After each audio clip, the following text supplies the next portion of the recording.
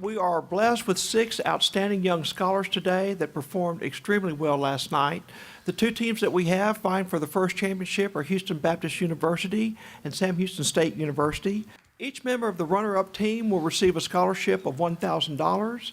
Each member of the winning team will receive a scholarship of $2,000 that the foundation is providing so they can continue their studies in American history and Western civilization. The beating heart of our competition, undoubtedly, is the questions that we pose to our contestants. We've been very fortunate to have 2 outstanding and nationally renowned scholars draft the questions for us. Dr. Stephen Balch is the director of the Institute for the Study of Western Civilization at Texas Tech University. He's also founder of the National Association of Scholars. Dr. Robert Kuntz is professor of philosophy and co-founder of the Western Civilization and American Institutions program at the University of Texas at Austin. Our format today will be in 2 parts. The first will be an oral essay competition where each student will give a 3-minute oral essay in response to one of 3 prompts that they first received about 10 o'clock last night. So this is going to be a very challenging part of the competition. After that, we will have a short question and answer competition wherein there will be a toss-up question that will be worth 10 points and a follow-up question for each that will be worth 5 points. So we had a previous toss of the coin, and it was determined that Sam Houston State will go first. Our first speaker will be Scarlett Bolivar from Sam Houston State University, and she will be responding to this prompt. What lessons about human nature did the framers of the Constitution draw from the Old and New Testaments?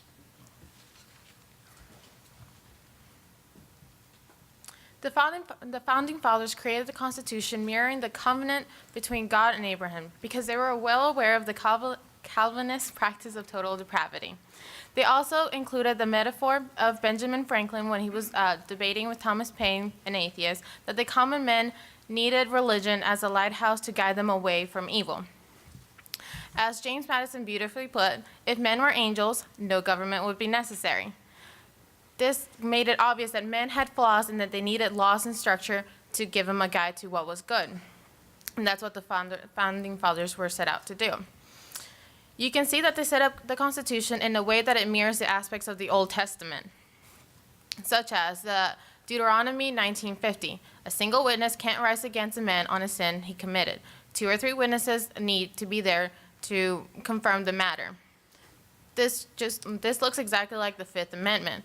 The right to trial by jury. A large group of people need to come together and find this man guilty so one man doesn't have more power over the other.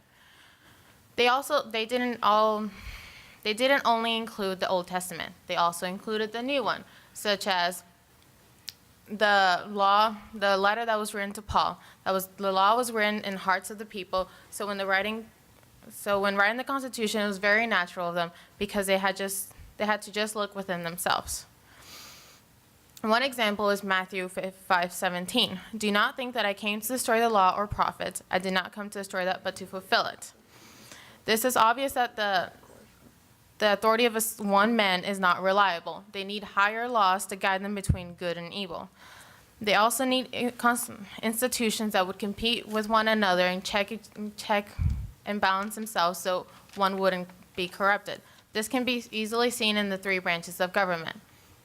They check each other so one doesn't become corrupt and one doesn't have more power over the other.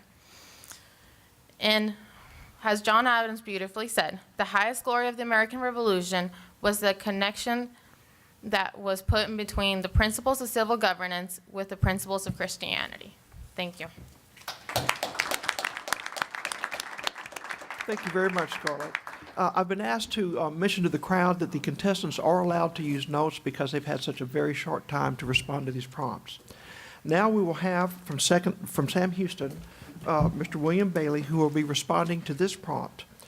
How did the everyday practice of Protestant Christianity influence Anglo-American notions of government? When talking about how the daily practice of Protestantism affected Anglo-American notions of government, first I need to talk about how Congregationalism, evangelicalism, and Washington's and Adams' Thanksgiving Day proclamations affected how we view, how colonial citizens and eventually American citizens viewed their government. Now, first, to talk about congregationalism, we first need to go back to John Calvin, who in his Institutes of the Christian Religion said that religion needs to come from the consent of the congregation rather than from the consent of a hierarchy. This can be seen in the Congregationalist meeting house, where people would come together to receive the word of God from a minister rather than having a hierarchy presented to them. And this ties together very neatly into the idea of consent of the governed, a very clear part of the Declaration of Independence.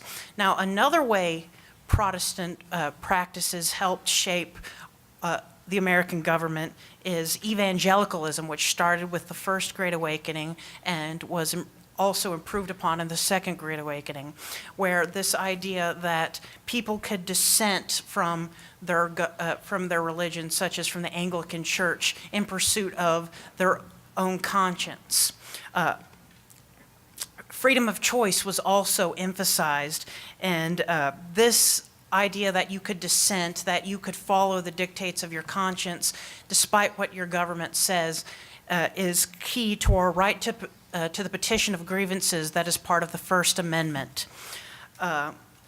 Methodism, a evangelical sect whose message of populism skyrocketed post-revolution because their message served as excellent training for what a Republican citizen should be. Another good source of Republican virtue couched in religion was Washington's Thanksgiving Day proclamations, also continued by John Adams, where these proclamations would go out to the ministers, and the ministers would read them and explain to their Sunday crowd what exactly a good citizen should be. And this is what religion should be. According to civil rights leader Martin Luther King, religion is not a thermometer but a thermostat. It is an instrument of change. And through the practices of the colonial period leading up to our young republic, we can see that religion has had a profound impact on how we view our relationship to the government, and this relationship has continued even to this day. Thank you very much.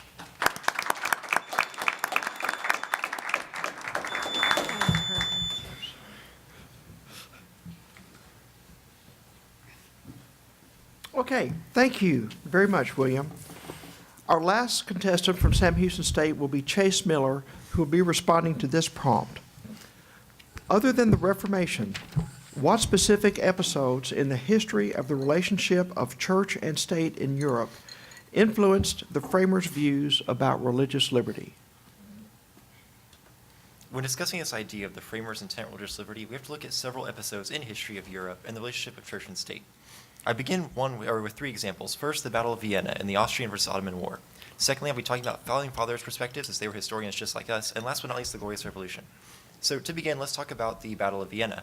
Now, this was a very important battle. It was a turning point in a 265-year-long war between the Austrian-Hungarian Empire and the Ottoman Empire.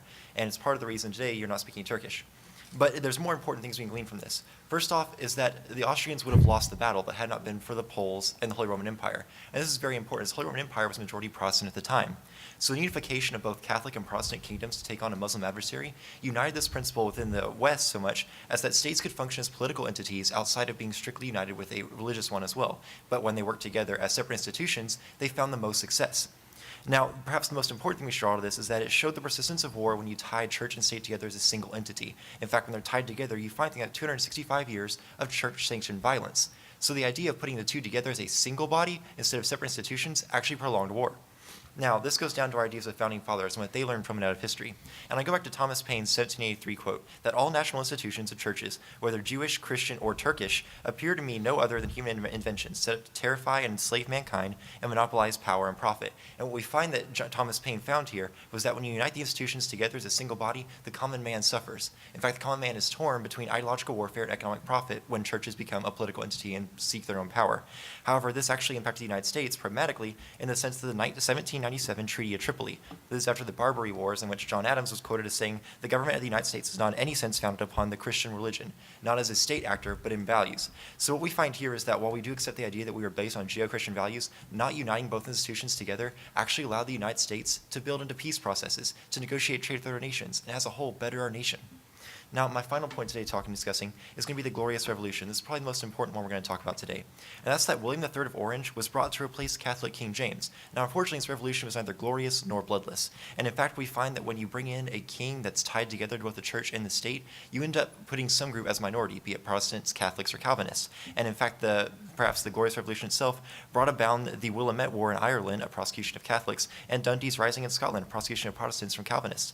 And in fact, the direct implications of the United States is that it affected the United States by leading to the Protestant revolt against Lord Baltimore in 1689. And that wasn't resolved with Catholic differences until Charles Carroll signed the Declaration of Independence. So what we find here is that when you tie the institutions of both church and state together as a single body, you end up hurting the nation as a whole. And in fact, that's the inspiration for our own First Amendment rights, of why we're allowed to celebrate and practice our own religions. When you put them together, you end up prolonging warfare, you create ideological distinctions and clashes. And in the end, our founders understood this perspective, using history, that when you separate those institutions, you build a better America. Thank you.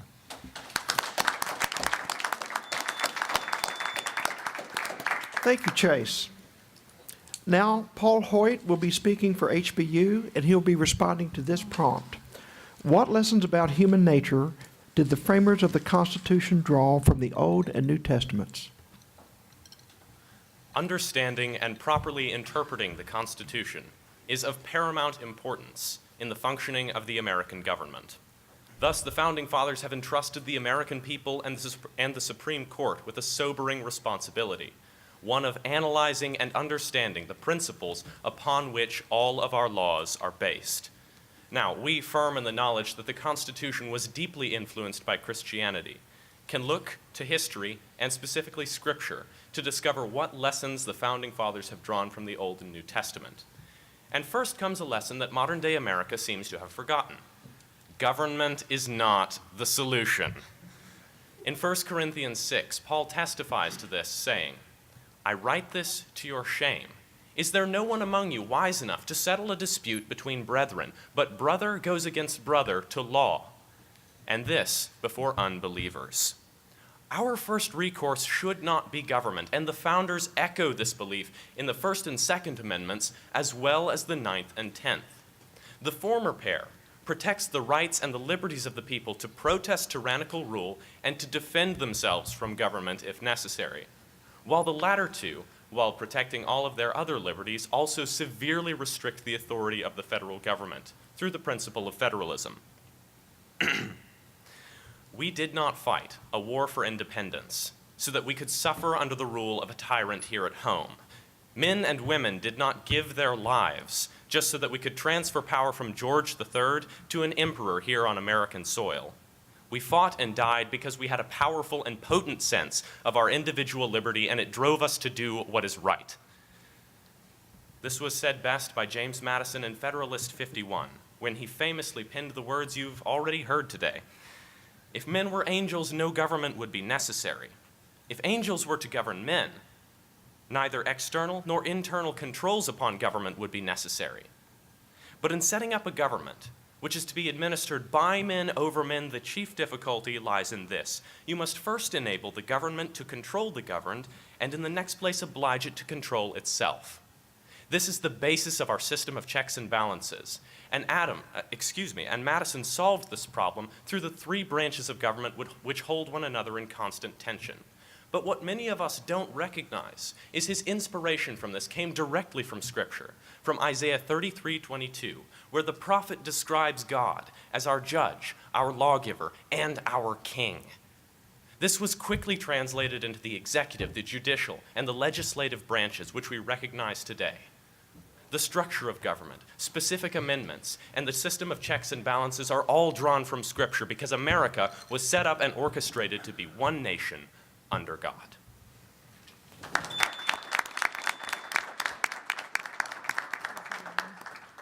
Thank you very much, Paul.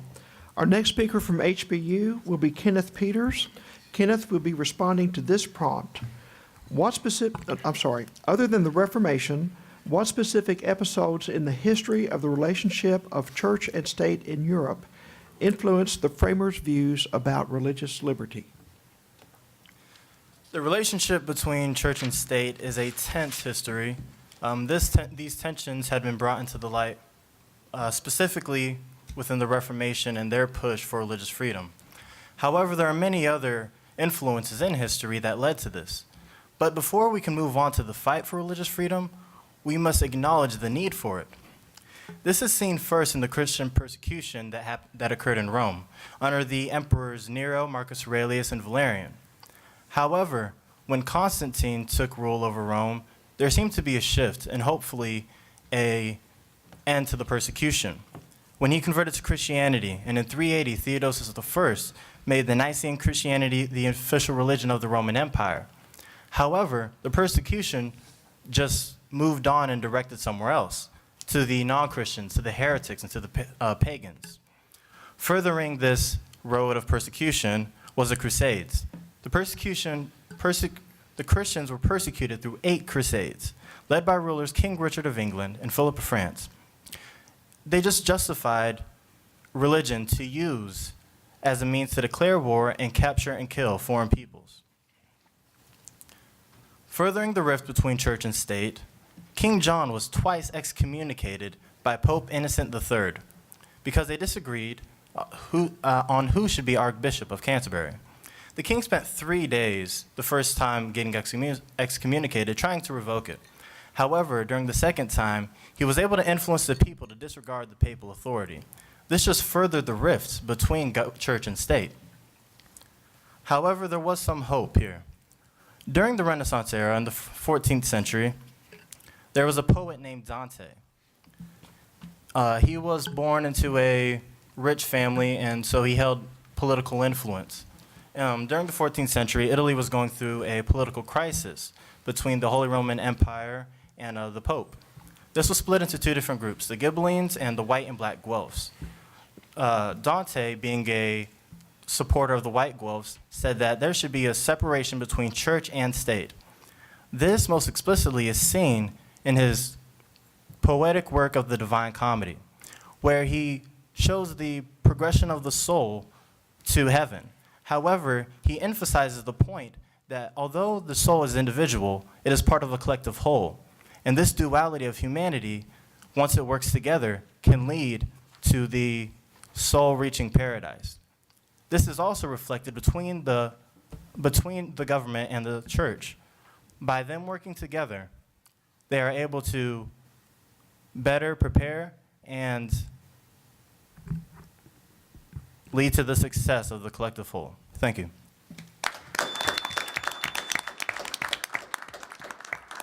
Thank you, Kenneth. Our final speaker for HBU will be Jacob Phillip, who will be responding to this prompt. How did the everyday practice of Protestant Christianity influence Anglo-American notions of government? Reverend Benjamin Franklin Morris said that this is a Christian nation, first in name, and secondly because of the many and mighty elements of pure Christianity which have given it character and shaped its destiny from the beginning. In this speech, I'd like to look at 2 separate things: an overview of how Protestantism how Protestantism helped to view the way that we see government. And secondly, look at some specific aspects of Protestant theology and how those are echoed in the way that America set up its government. So being a Protestant or a Catholic affected the way that you view government, and we want to look at both the Anglo and the American influences. So first, looking at England, we have 2 examples to look at. First, the 30 Years' War, which is a war between Protestants and Catholics. This war had an estimated 3 to 11 million casualties, a war that was fought solely because of the tension between Protestantism and Catholicism. Secondly, we can see the way that the different rulers in England ruled, be it Henry VIII, Edward VI, Elizabeth I, and James I as Protestant rulers, and Mary I as a Catholic ruler. The way that they ascribed their theology greatly affected the way that they ruled the nation. For instance, with Mary persecuting Protestants. And it also affected policy in America. Protestantism was extremely influential in the founding of American colleges and in, as my colleague has previously stated, the amendments to the Constitution. Secondly, let's look at two specific aspects of Protestant theology that influence American government.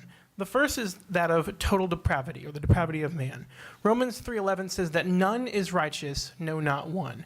And as already our opponents and my coworker has said, has said that the James Madison quote, that if men were angels, governments would not be necessary. Because of depravity, we had to set up a system of checks and balances and separation of powers, that power would not be united in one man, because man is depraved, man is sinful. The second aspect of Protestant theology that is echoed in our government is that of accountability. Paul tells us that as iron sharpens iron, so one man sharpens another. And in Hebrews 10, we are not to neglect to meet together, as is the habit of some, but encourage one another, as more and more as we see the day drawing near. We are to keep each other accountable as Christians, and this is seen echoed in our government as well. We have different branches keeping government accountable. We have separation of powers, and we have 3 specific branches of government. Each one of these goes to how Protestantism has influenced American government. Thank you. Thank you, Jacob. At this point, we'll now turn to the short answer portion of our competition. Oh, I'm sorry. While the judges are compiling, I'll go ahead and explain the scoring rules for the short answer. There will be a toss-up question open to both sides. Whoever buzzes in first will get first opportunity to answer that question. The toss-up will be worth 10 points. If the toss-up is answered correctly, the correctly answering team receives a bonus question, and that will be worth 5 points. We will be having 2 15-minute periods with a short intermission between the 2 15-minute periods. We'll now begin the second part of our competition, the short answer questions. The score after the first part is Houston Baptist University, 451, Sam Houston State University, 454. Both of these teams were outstanding last night, and I expect that it will be a neck-and-neck contest. So let's get to it. History toss-up. History toss-up. Name the Roman emperor who reportedly made his horse a senator. Caligula. Correct. History follow-up for Sam Houston. Name this Roman emperor. He was the last of the 5 good emperors. He's also Marcus Aurelius. correct. Next toss-up will be a Bible toss-up. In the parable of the Good Samaritan, what good deed does the Samaritan perform? He saves the life of a wounded man on the side of the road. Correct. Bible follow-up. In the parable of the prodigal son, how does the father react when his wayward son returns home? With joy. Correct. Next toss-up will be a history toss-up. Constantine, vexed by religious differences among Christians, sought to develop a uniform Christian theology. He therefore sponsored an ecumenical church. Council of Nicaea. Correct. History follow-up. This emperor directed a project from 529 to 534 AD by which Roman law was codified in a work known as the Corpus Juris Civilis. Diocletian. Incorrect. I'm sorry, that'll be a 5-point penalty. HBU, you'll have this. No, I'm sorry, that was a follow-up. That was a follow-up. Okay, all right. The correct answer was Justinian. Correct answer was Justinian. Next, ancient Greeks toss-up. In books 8 and 9 of the Republic, Plato argues that the life of the tyrant is a necessarily miserable life. He gives 2 reasons for this. Please name one of those reasons. He is despised by the people. No. HBU?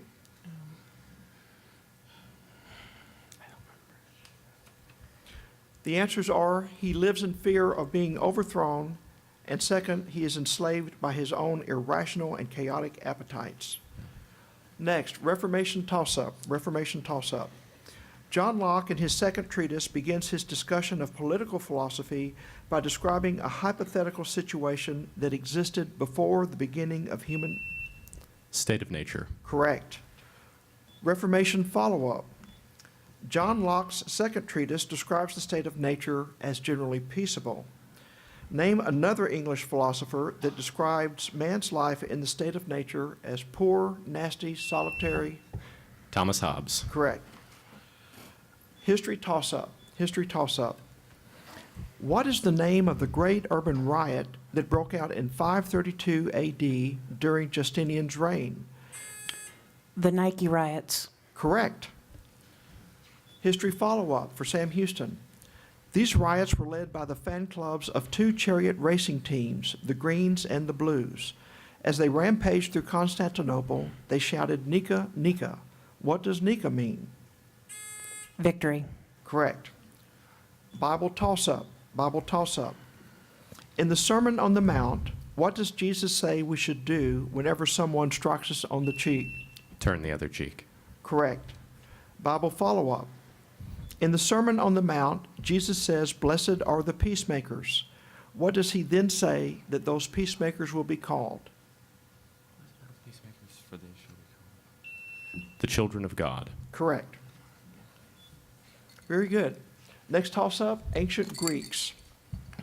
The works of Plato, Aristotle, and Cicero identify four virtues. Courage, temperance, justice, and fortitude?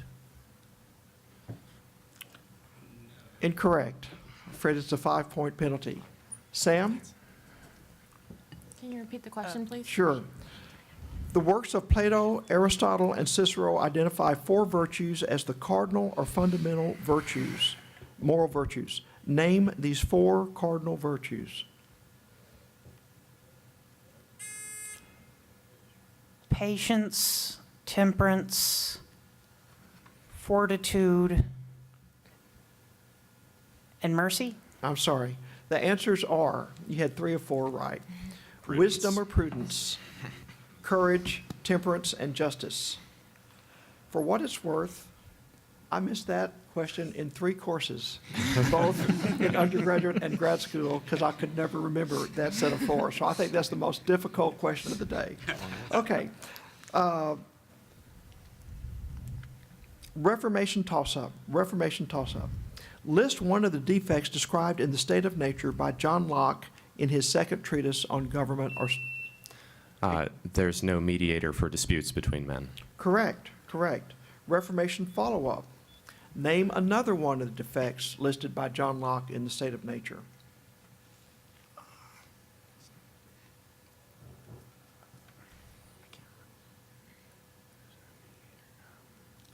The answer is no common or agreed law and no agency to enforce just judgments. Okay, next toss-up will be a history toss-up. History toss-up. James Monroe was reelected president with little opposition in 1820. What is the name given to the period of superficial factional... Era of good feelings. Correct, correct. History follow-up. In the presidential election of 1800, 2 ostensibly allied candidates were tied in the number of electoral votes they received. What were their names? Thomas Jefferson and Aaron Burr. Correct. Bible toss-up. Bible toss-up. In the Sermon on the Mount, what does Jesus say will happen to those who hunger and thirst for righteousness? They shall be filled. Correct. Follow-up. According to Jesus, what is the greatest commandment? Love the Lord your God with all your heart, all your soul, all your mind, and all your strength, and love your neighbor as yourself.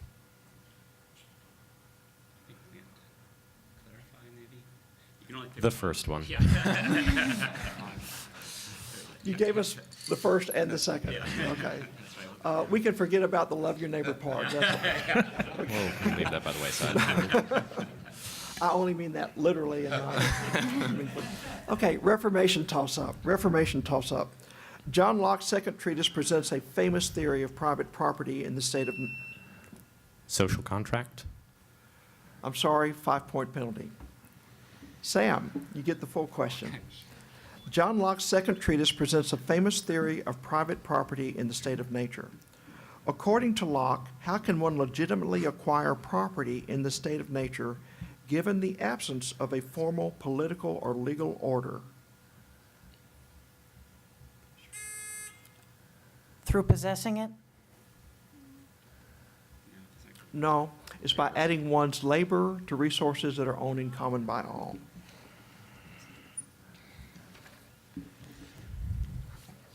History toss-up. This enactment was passed by Congress in 1787 under the Articles of Confederation. Land ordinances. Incorrect. 5-point penalty. HBU, you'll get the full question. This enactment was passed by Congress in 1787 under the Articles of Confederation. It prohibited slavery in the territories north of the Ohio River. What is the name of this enactment?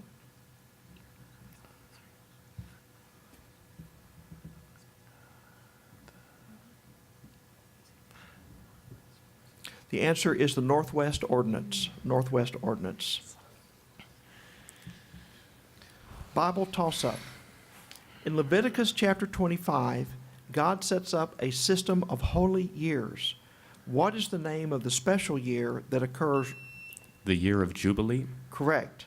That's the year that occurs once every 50 years. Bible follow-up for Houston Baptist. What happened to the land during the year of Jubilee? It was returned to those who originally possessed it. Correct. Return to the descendants of the ancestral owners. Okay. Next, Enlightenment toss-up. Enlightenment toss-up. Once a society is established, Locke argues that the limits to the right to acquire property that apply in the state of nature no longer apply. Society may therefore permit the appropriation of unlimited property by private individuals. What institution, which Locke believes to be accepted by all, makes this further appropriation of property possible?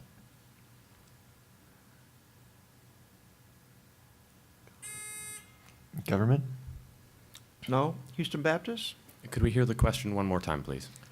Once a society is established, Locke argues that the two limits to the right to acquire property in the state of nature no longer apply. Society may therefore permit the appropriation of unlimited property by private individuals. What institution, which Locke believes to be accepted by all, makes this further appropriation of property possible? He says you can have as much as you want unless there's waste. No, the answer is money. Money. History toss-up.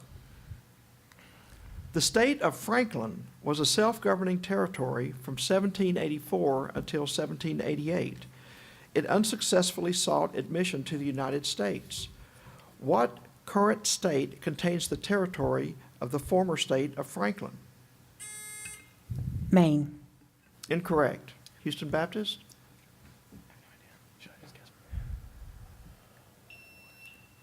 Pennsylvania? The answer is Tennessee. The answer is Tennessee. History toss-up. This resolution was initially proposed in Congress in 1846. It sought to prohibit slavery in any territory acquired from Mexico as a result of the Mexican War. What was its? Wilcott Proviso. Incorrect. What was its name? Houston Baptist? Was the question finished? Was it? Yeah, what's the name of that provision?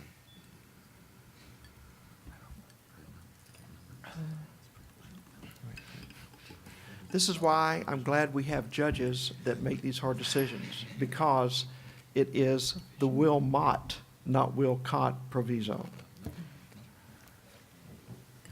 Bible toss-up. According to Jesus, what is the second greatest commandment? I think it went something like, love your neighbor as yourself. There you go. Correct. Bible follow-up. According to Leviticus, what should the Israelites do with their land for 1 out of every 7 years? Should just let it stay. They shouldn't till it or farm it. Correct. Leave it fallow and allow it to rest. New toss-up, ancient Greeks toss-up. In choosing between a government of law and a government of men, This philosopher argued that good laws must be the final sovereign. He described laws as reason without passion. Even the best of men, he argued, is beset by passion from time to time, and man beset by passion is the worst of all. Plato. Incorrect. I'm sorry. 5-point penalty. Even the best of men is beset by passion from time to time, and man beset by passion is the worst of all creatures. Aristotle? Correct. Ancient Greeks follow-up for HBU. This Roman politician, philosopher, and lawyer greatly admired Plato's works. He adopted many of Plato's ideas in his own writings, and he even copied Plato's titles. Cicero? Correct. New toss-up, Reformation toss-up. John Locke argues in his second treatise that there is only one legitimate way for people to escape the state of nature and form a commonwealth or political society. Social contract. Correct. The question is, what is this one way? And the answer is social contract. Reformation follow-up for Sam Houston. According to John Locke's second treatise, once a society forms a commonwealth by mutual consent, to what then do the individuals in that society owe their obedience?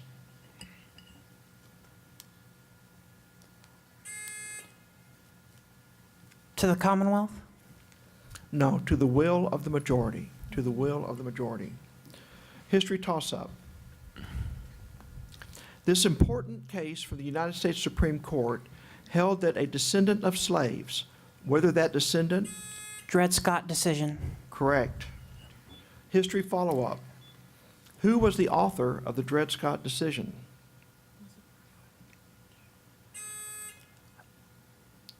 Talbot?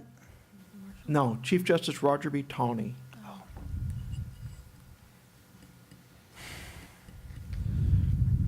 History toss-up. That's the first half. Announce the first half. Okay, we're at the end of the first half, and as I expected, we have a very tight race. Houston Baptist has a narrow lead of 546. Sam Houston State has 529. I look forward to the conclusion of the competition. Take a 5-minute break. We'll take a 5-minute break.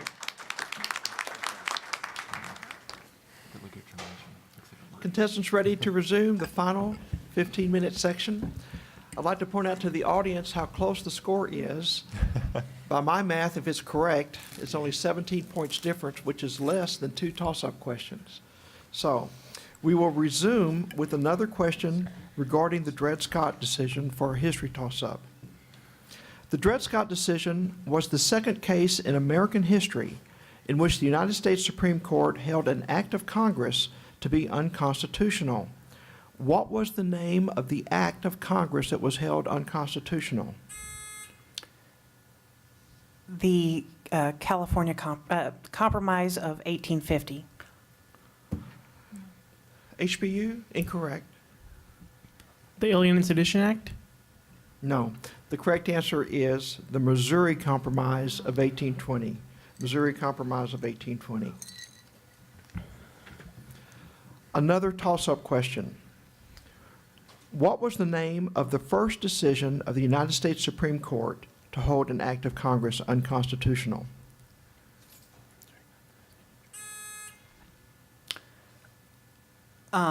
Marbury v. Madison. Correct, 1803. Follow-up question for Sam Houston. What statute was held unconstitutional in Marbury versus Madison? The appointment of judges by,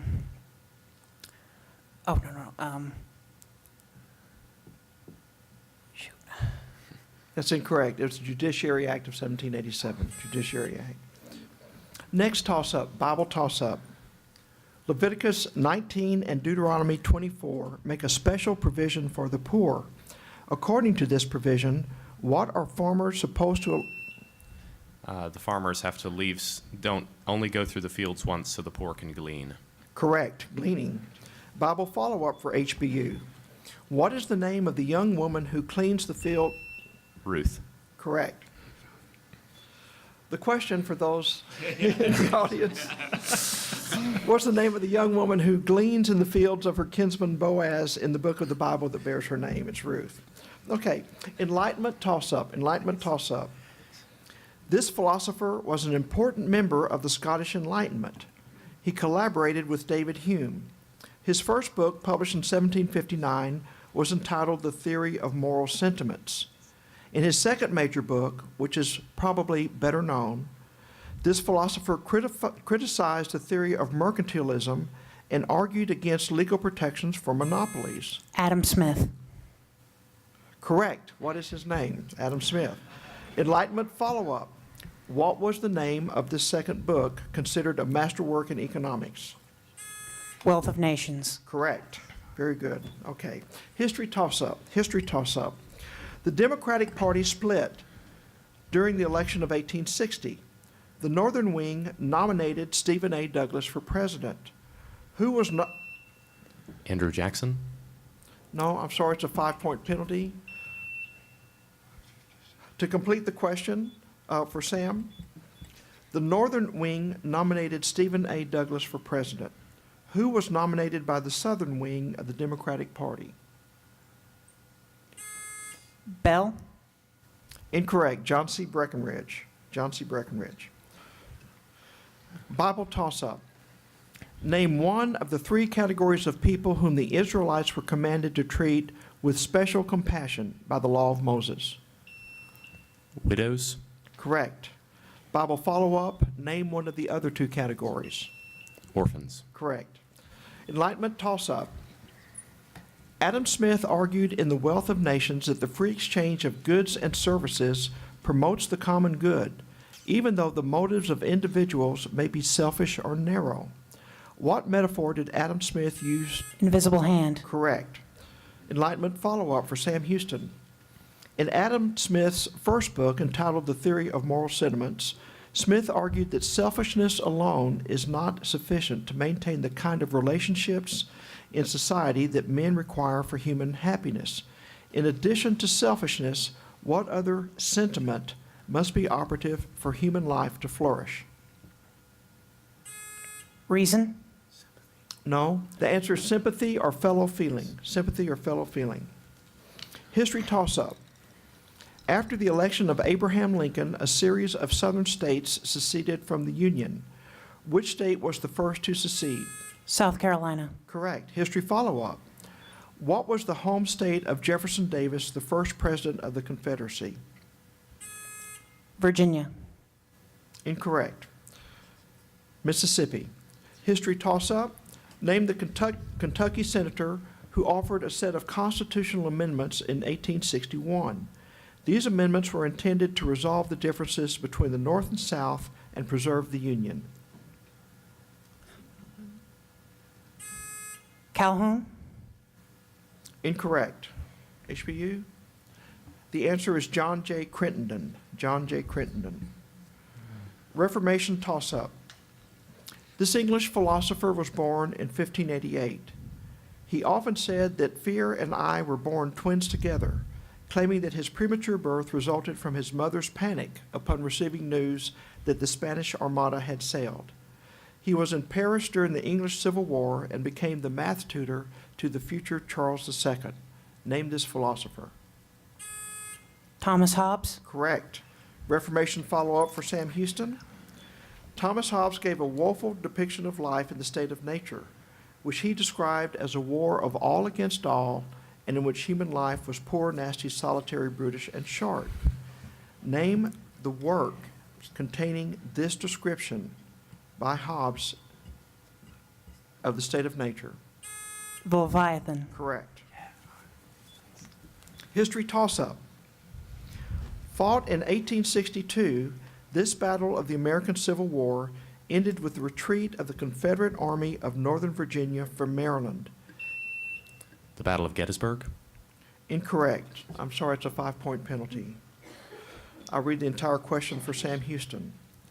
Fought in 1862, this battle of the American Civil War ended with the retreat of the Confederate Army of Northern Virginia from Maryland. It is the bloodiest single-day battle in American history. What is its name? Battle of Manassas, also referred to as the First Battle of Bull Run. Incorrect. The answer is Antietam or Sharpsburg. Antietam or Sharpsburg. History toss-up. The assassination of Abraham Lincoln was part of a larger conspiracy that targeted other high officials as well. One of these officials was seriously injured in his home by a knife-wielding assailant. What was this official's name?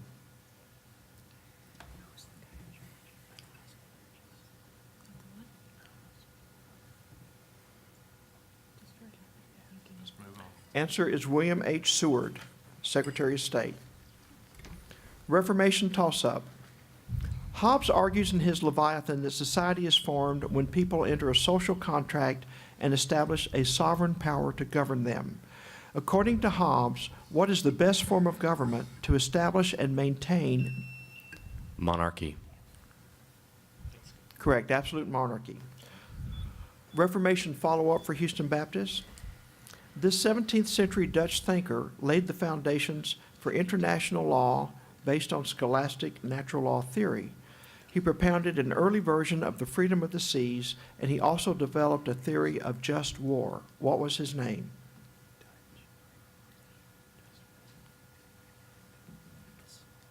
Emmerich Vattel? No, Hugo Grotius. A new toss-up, history toss-up. Hiram Revels and Blanche K. Bruce were the first African Americans to serve in the United States Senate. They both represented the same state. What state did they represent? Louisiana. Incorrect. HBU? Alabama? No, the answer is Mississippi. Answer is Mississippi. Now for the most provocative question of the entire competition. Ma, ma, where's my paw? Was a Republican chant during the election of 1884. Grover Cleveland. Excellent, that's correct. The question was, what was the name of the Democratic candidate who allegedly had an illegitimate affair with Maria Halpin? That's Grover Cleveland. History follow-up. After Grover Cleveland was elected in 1884, what was the Democratic chant directed towards the Republicans?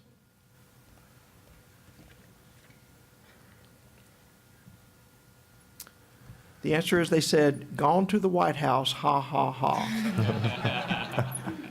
History toss-up. What political movement was launched at the convention of 1848 held in Seneca Falls, New York? Abolitionists or feminism? Oh, no, suffrage. Judges? Wrong answer, first given. Okay. The suffragette, I'm sorry, is correct. A new history toss-up. In 1898, an American ship exploded and sank in Havana Harbor. The Maine. Correct. The name of the ship. History follow-up for Sam Houston. Admiral George Dewey became famous during an 1898 battle of the Spanish-American War. In only 6 hours, he destroyed the entire Spanish fleet and silenced Spanish shore batteries. Only one American life was lost. What was the name of this battle? The Battle of Manila. Correct. Battle of Manila Bay. New toss-up, new history toss-up. After the United States defeated Spain in the Spanish-American War, a war broke out between American forces and the Philippine Independence Movement. Who was the leader of the Philippine Independence Movement?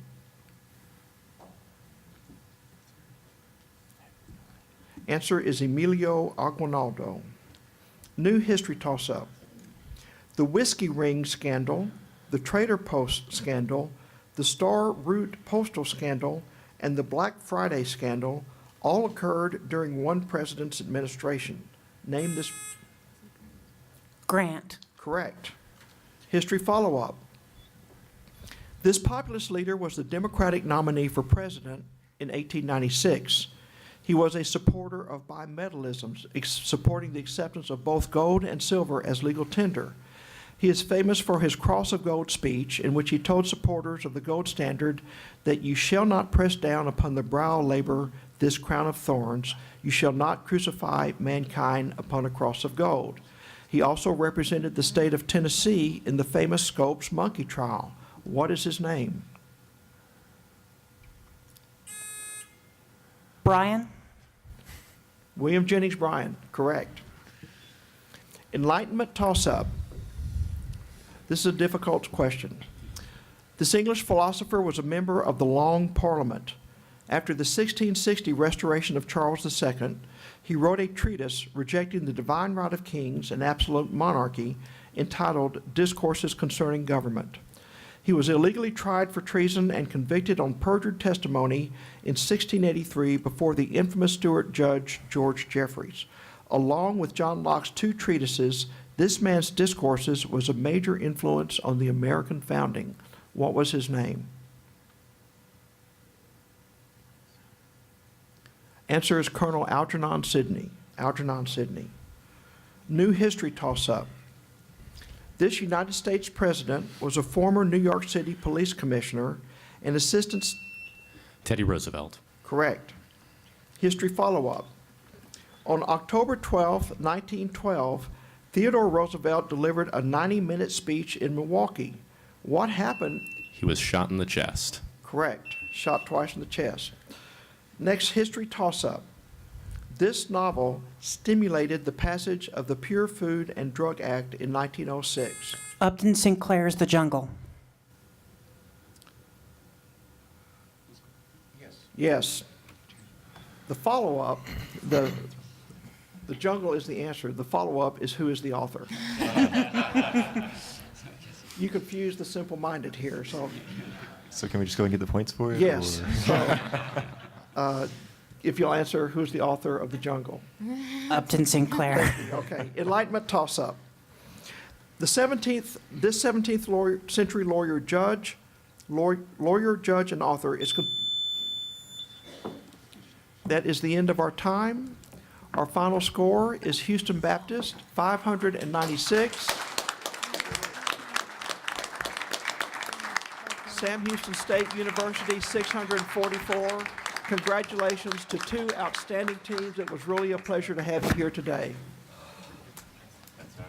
What we're awarding is a $1,000 scholarship for each student and Angela's book.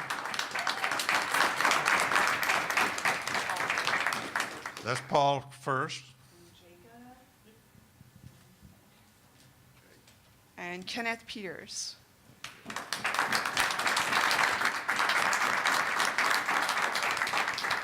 And now the winning team from Sam Houston. These are $2,000 scholarships for each player. Chase Miller. Congratulations. Scarlett Bolivar Castillo. Last but not least, William Bailey. William, why don't you say a few words about I think the audience deserves a few words from William. First off, I'd like to thank the American Heritage Education Foundation for setting up this wonderful event. I hope to see more like it in the future. I'd like to thank Brian Dimitrovic, and of course, I'd like to thank my teammates for helping make this possible. Thank you very much for coming. This is the silent man who's the energy behind all of this. He never pushes himself. He works for no salary. The whole idea of the foundation was his vision. Everything that's happened here, many other projects that we've got to be involved in are all because of Jack. Jack is something that I tried to raise my sons to be, which is an old school, in the best sense, true gentleman. He never loses his temper, even though we give him many reasons and many provocations. He's always a delight to deal with. And when I came across that the quote from Jonathan Edwards, when he said that he wanted to become in the dust and be nothing so that God could be everything, the person I thought of was Jack. So thank you, Jack, for everything that you do.